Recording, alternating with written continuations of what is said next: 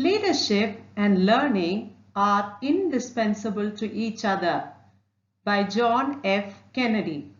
I welcome you all to another episode of learning on the topic income from business.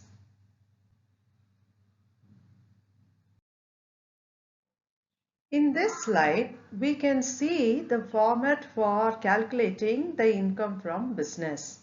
We start with the net profit and then inadmissible expenses are added, which are nothing but non-business expenses debited in the P&L account.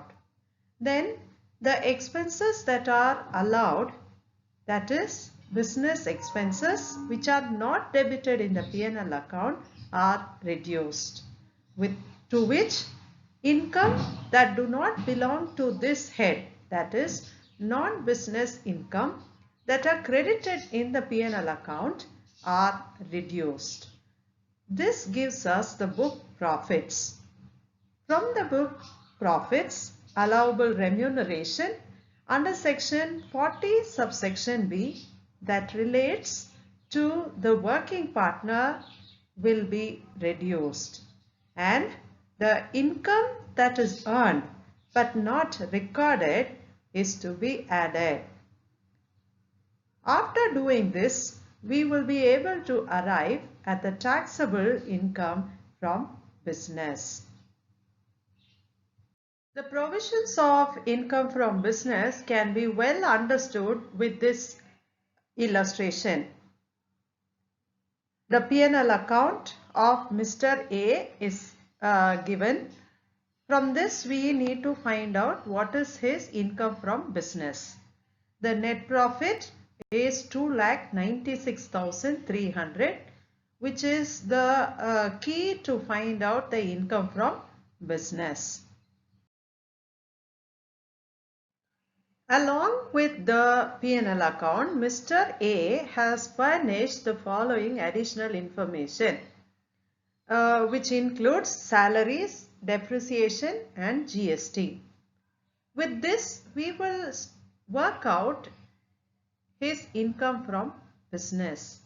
The net profit as per the P&L account amounts to 2,96,300, to which we will add the inadmissible expenses. As we all know, inadmissible expenses include the non-business expense that are debited in the P&L account. The first entry is salaries. Usually, salaries is a business expense.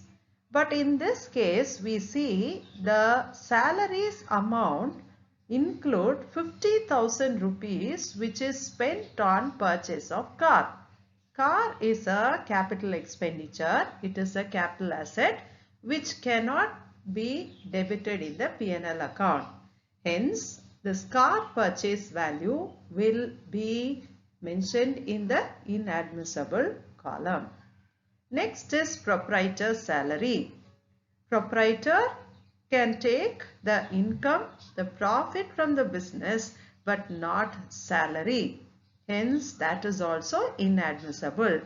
Same thing will be followed for any salary that is taken by partners.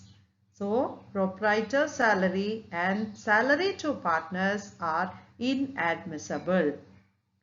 Next comes provision for bad debts. Provision for bad debts is not the actual amount spent or incurred on bad debts. It is a reserve. It is a provision. Hence, it is an inadmissible expense. Next comes depreciation. In the P&L account, we find a depreciation value of 2,000 and a depreciation value of 2,500 in the additional information, which means the amount which is there in the P&L account is a wrong entry and the correct depreciation amount is 2,500. Hence, the depreciation in the P&L account will go into the inadmissible, and the amount of depreciation given in the additional information will be mentioned in the next slide under expenses allowed. Next comes interest on capital.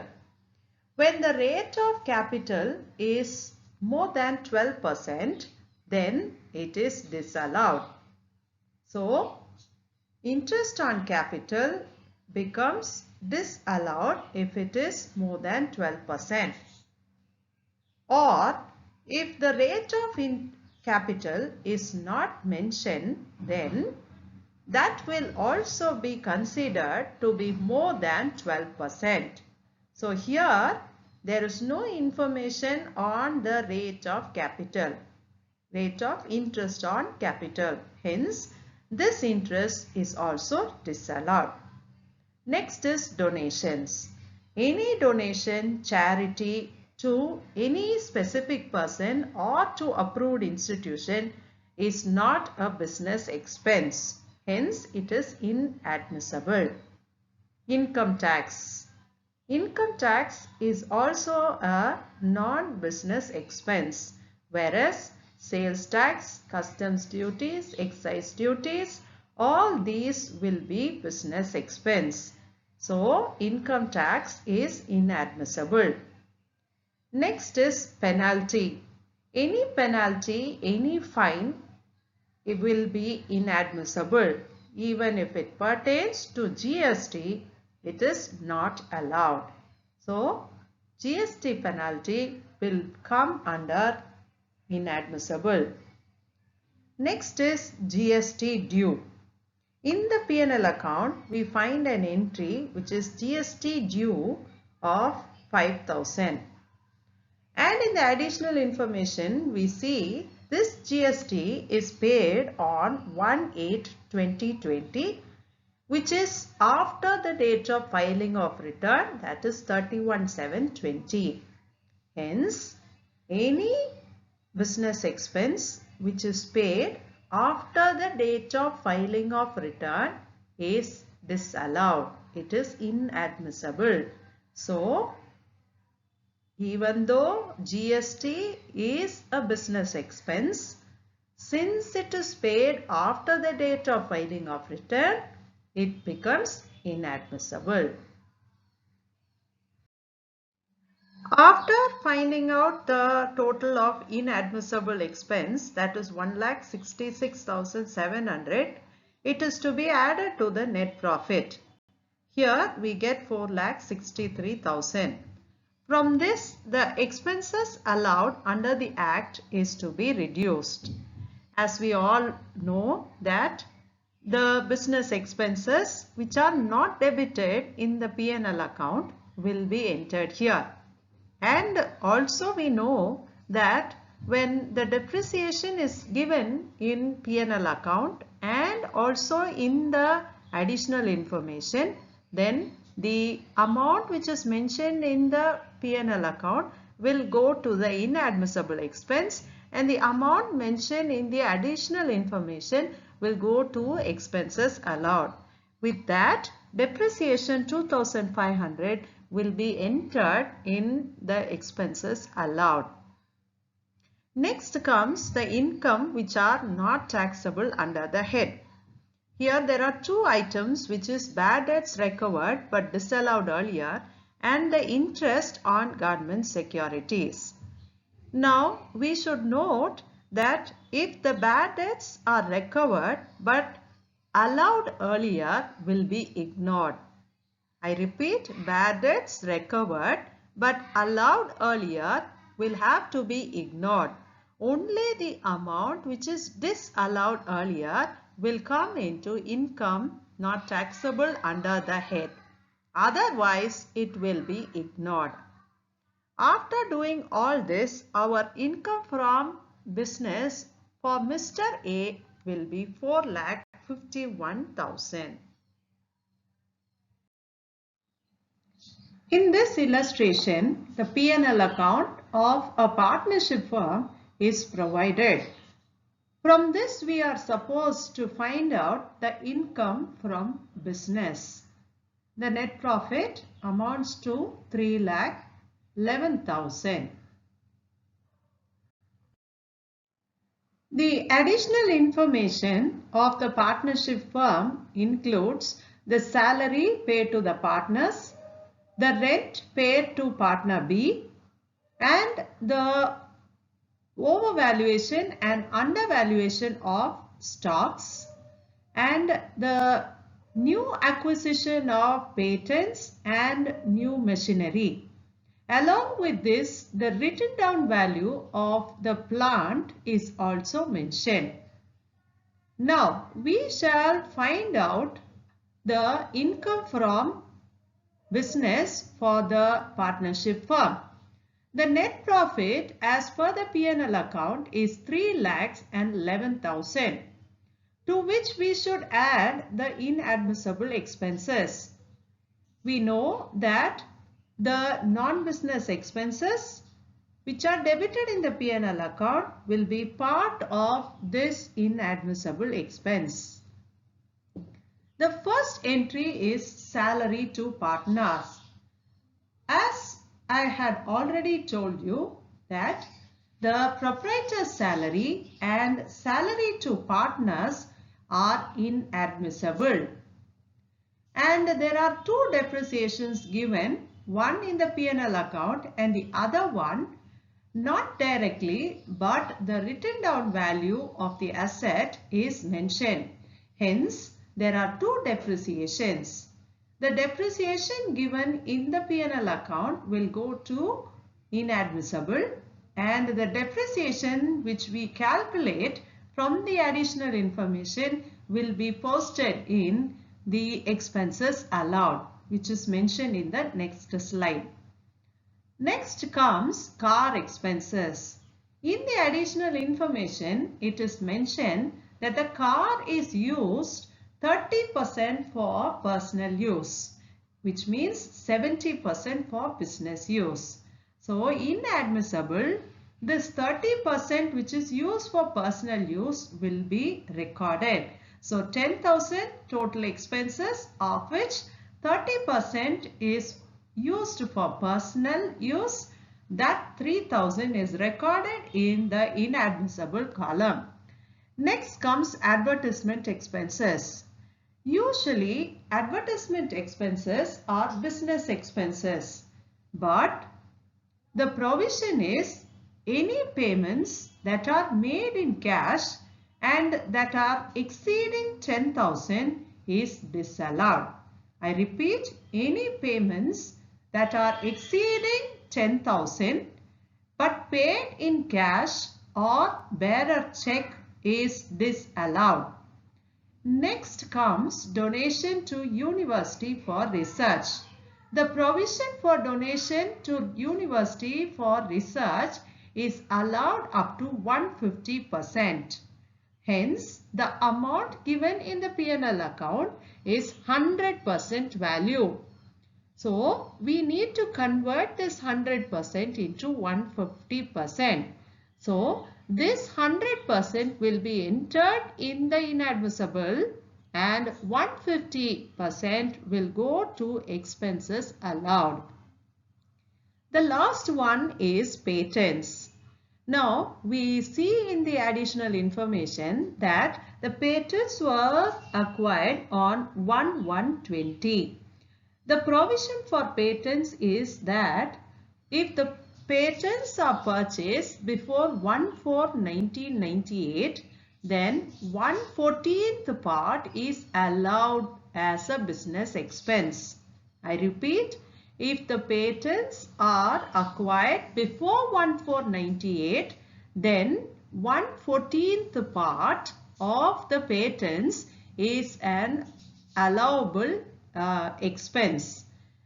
But if the patents are bought after 1/4/98, then depreciation of 25% only can be claimed.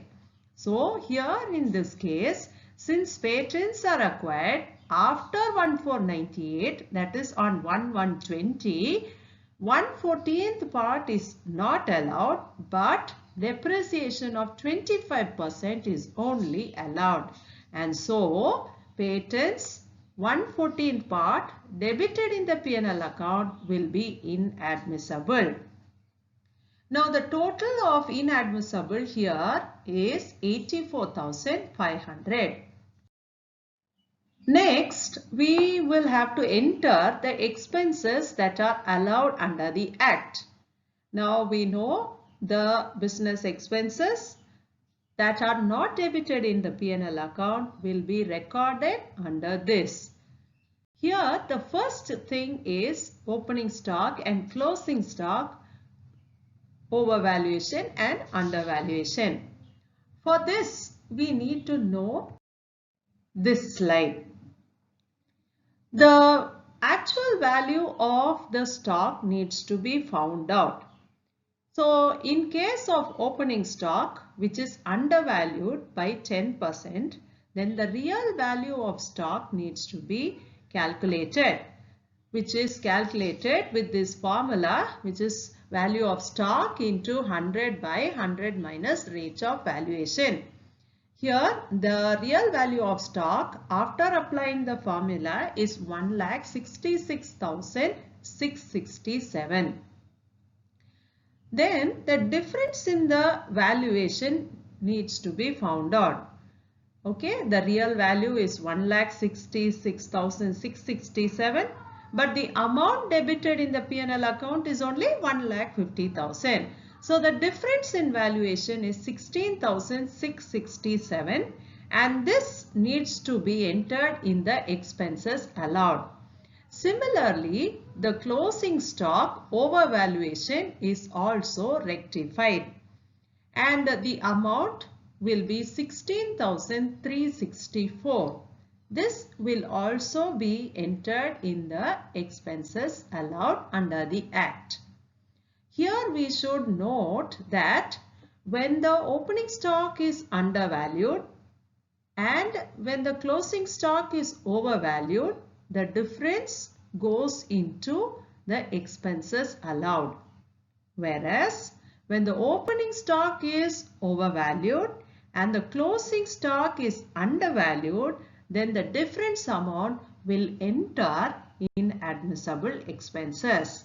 So in this problem, the opening stock value and closing stock value will go to the expenses allowed. That is 16,667 and 16,364.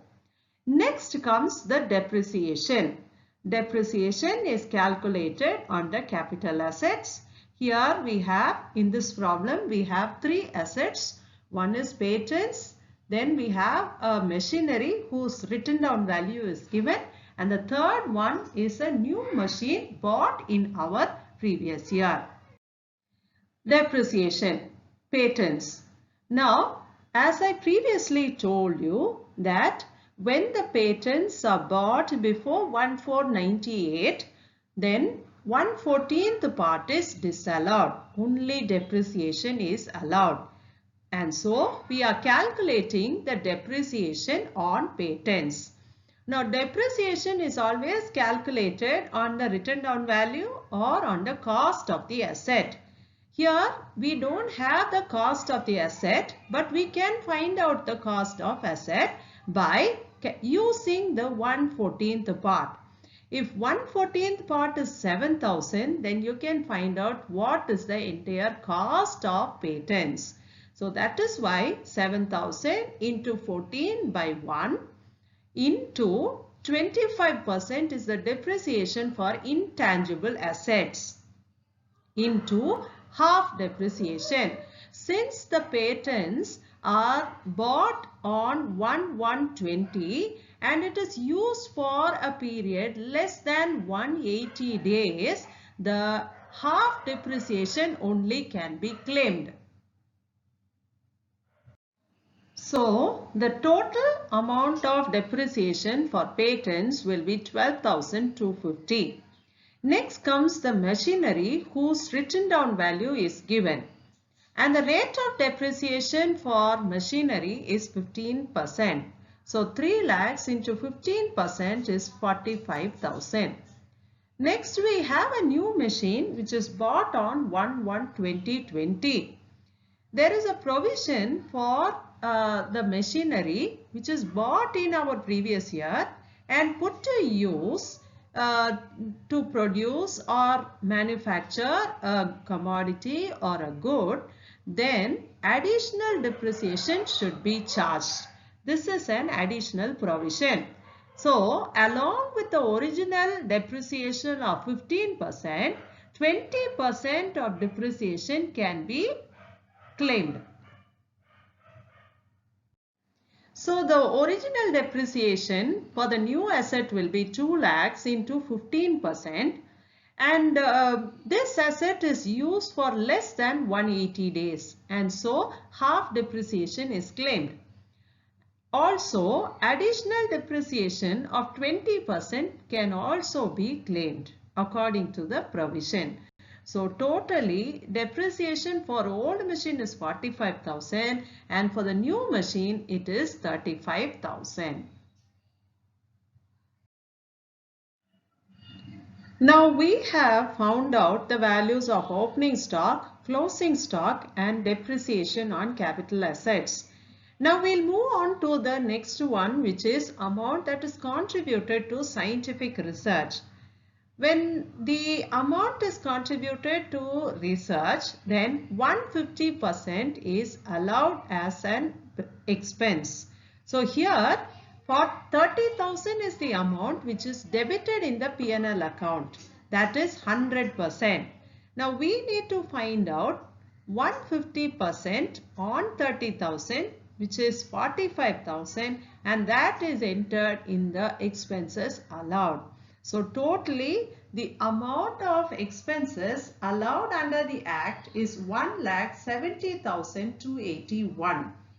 Next is income that doesn't pertain to this year, this head. We have income from the house property 15,000.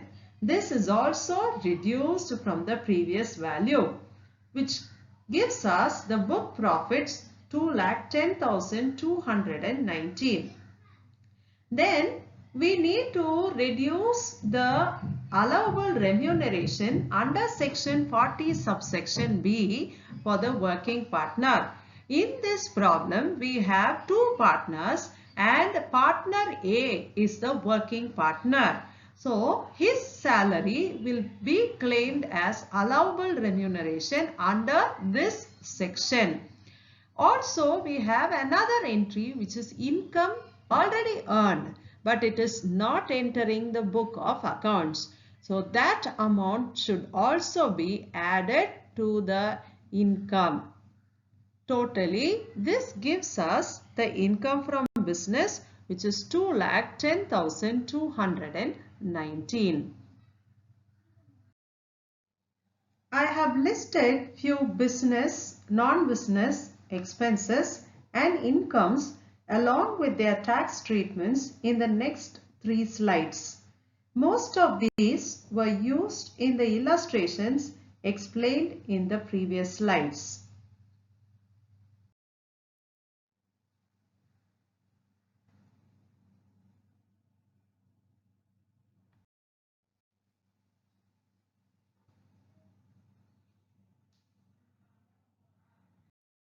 This brings me to the end of my presentation, and I would like to conclude with a quote by Thomas H. Huxley.